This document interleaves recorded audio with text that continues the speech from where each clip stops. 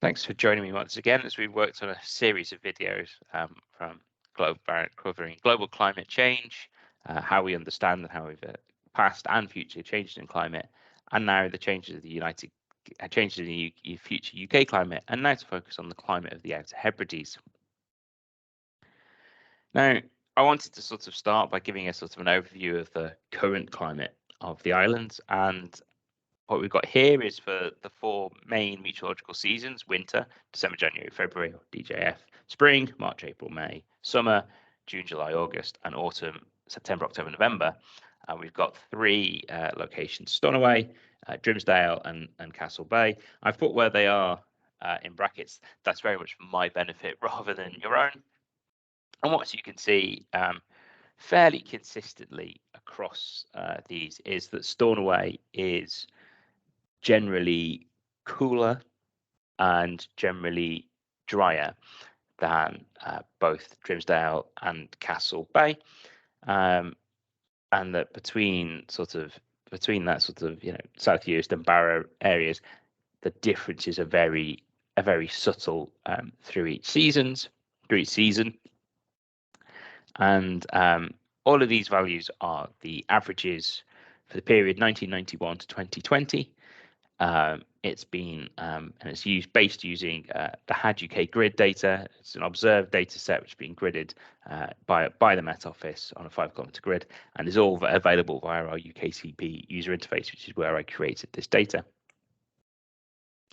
And yes, as you can see, there are essentially two climates between Stornoway with the island on that sort of eastern side of the Isle of Lewis, and then the Drimsdale and Castle Bay, the South Uist and Barrow, and I've sort of highlighted these here.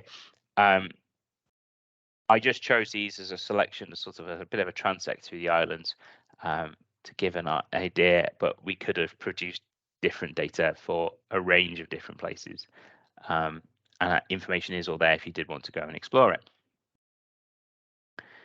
So what actually happens into the future? So what I've done is I've taken the same regions and the same areas, and it's for the same seasons, but I've this time looked at the UKCP local, our 2.2 kilometre projections, which have been placed onto the same 5-kilometre grid as the observed data.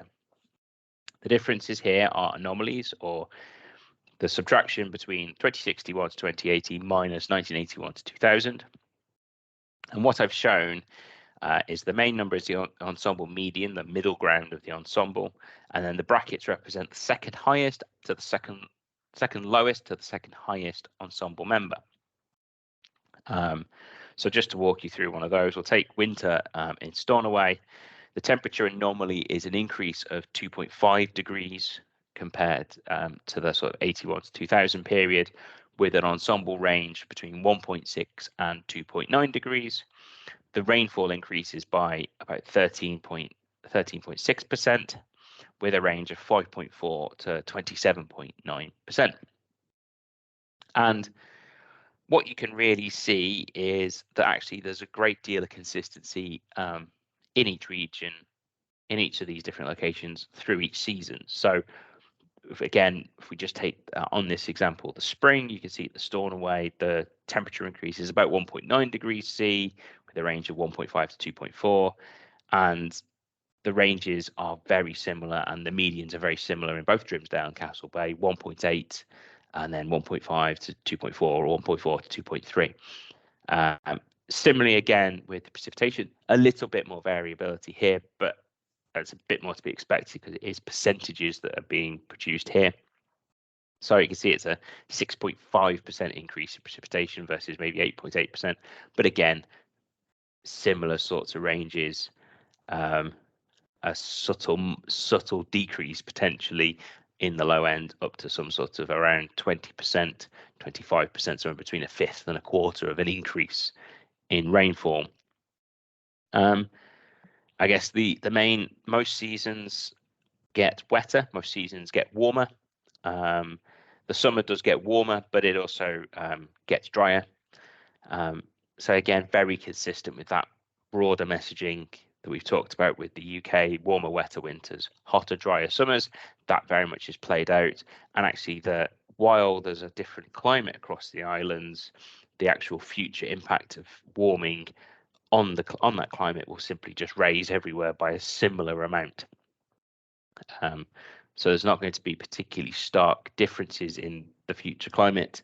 It'd be more just a new level within the sort of the climate you would expect already across the Outer Hebrides. And yeah, this is just summarising that here. So looking at sea level, and actually, I did check all three of these sites, but actually, to the nearest centimetre, there's no difference between Lewis, South Uist, or Barrow for sea level change to 2100. So I've just shown the results for South Uist here. You see that under a low emission scenario, the sea level rise is about 0.4 meters with a range of 0.2 to 0.6.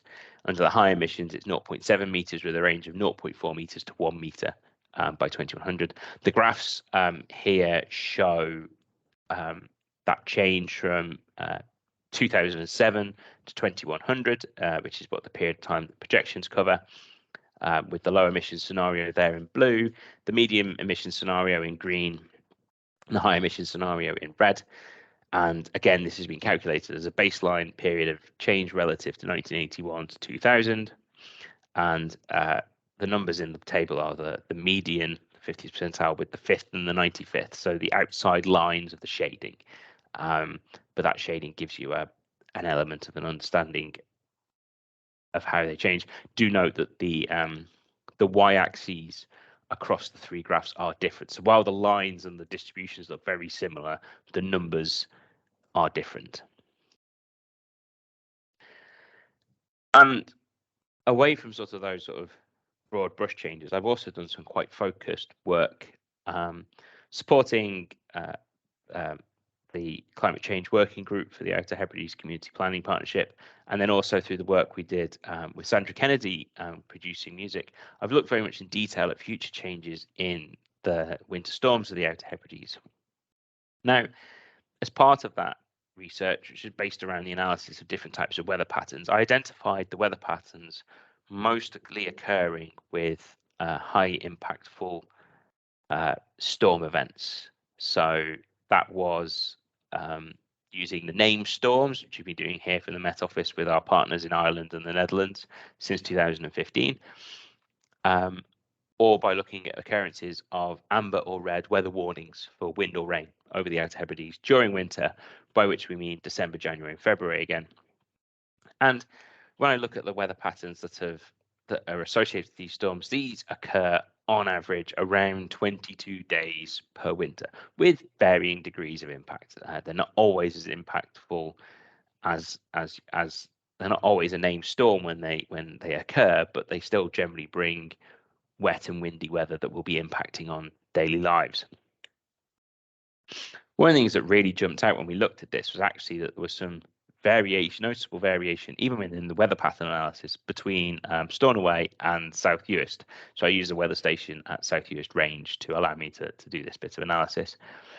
And you can see that I've just highlighted a few sort of in blue here, picking out that for Stornoway, which is the left-hand numbers, it's much, first weather pattern 15, is much drier than in South Uist, but the weather pattern 20 is much wetter in Stornoway compared to South Uist. And again, weather pattern 15, however, brings a greater likelihood of 80-mile-an-hour or stronger gusts to Stornoway, but almost no occurrence of that sort of wind speed in South Uist. And similarly, it's the opposite for weather pattern 21. So you are able to see that there are some regional variations even within these sorts of large scale analyses. Now, if we go into the future, we can look at the 2050s and the 2090s. And in a low emission scenario, in the 2050s, we see about one additional day of these impactful weather patterns per winter. And actually, by the end of the century, there's no change. It's a negligible difference between the present day and the end of the 21st century. There's some change in the distribution of these individual weather patterns. So there would be some very subtle regional implications, but broadly speaking, the Outer Hebrides would experience minimal change in the occurrence of these stormy winter events, wet and windy weather in a low emission scenario. In the high emission scenario, however, it's a different story. By the 2050s, we expect almost 4 additional days, and that increases to almost 9 additional days by the end of the century, meaning that you would expect almost 30 to 31 days of these wet and windy conditions on average every winter. And obviously there's always, that's an average, there's always going to be variation around that. So it would be particularly impactful on a range of different parts of island livelihood, connections to the mainland, fishing, crofting, but also just day-to-day living. And it's very stark how that difference is between the high and the low emission scenario by the end of the century. And again, just touching on this, regional differences, the blue boxes show that the weather patterns are perhaps more impactful in South US, the red boxes are perhaps more impactful in Stornoway, and if there's no box, it's sort of equally impactful. And you can also see, because this was something that was flagged to me by a number of people and I've talked to across the islands, that the wind direction is important. So I've put the predominant wind direction in purple, and you see that ranges between sort of being a southwesterly or a westerly to sort of southerly or even actually northwesterly wind conditions. So even though these changes in the future are quite impactful, you can see that if we just pick out this red box here, weather pattern 20, in a high emission scenario, its increase in occurrence is almost 50%. Becomes, that's quite a noticeable increase, and that is a weather pattern that will be more impactful on Stornoway. Similarly, we can pick out the blue box here in the high emission scenario. You see a 40% increase in its future occurrence, and it's more impactful on Southeast. So 2 weather patterns there, both increasing quite significantly in frequency, will both have impacts for different parts of the islands. And then there are also weather patterns that are increasing, such as weather pattern 23, which sort of are equally impactful to both areas, and that might be a 65% increase by the end of the century in the highest emission scenario. So some real potential increases and changes and differences in future winter storm occurrence. So what will be changing this? What will be causing this? What is the driving mechanism? Why will it happen? Well, the winter weather of the British Isles, and particularly the Western British Isles, is really affected by the North Atlantic Oscillation, or the NAO. It has 2 phases, the positive and the negative. In the positive phase, we have a strong Azores high, the high pressure here off the coast of Spain, and or a strong Icelandic low, so by the low pressure by Iceland, and that drives a very strong straight jet stream across the Atlantic, and it just piles into the British Isles, bringing low pressure systems and wet and windy conditions. In the negative, we have the opposite phase. So it's a weak Azores high or a weak Iceland low, and you end up with this wavier jet stream. And what happens is, depending on where you end up, you can end up in what we term a blocked regime, which makes it cooler, colder, depending on exactly where you are, drier and calmer. And then you may more likely to get flow from the east and cold conditions off the continent rather than westerly driven wind. So you can see is that, NAO positive, wetter, stormier conditions, NAO negative, colder conditions. Now, generally, and if we look at this historical record of wintertime NAO, you could generally see we have these positive conditions shown in red.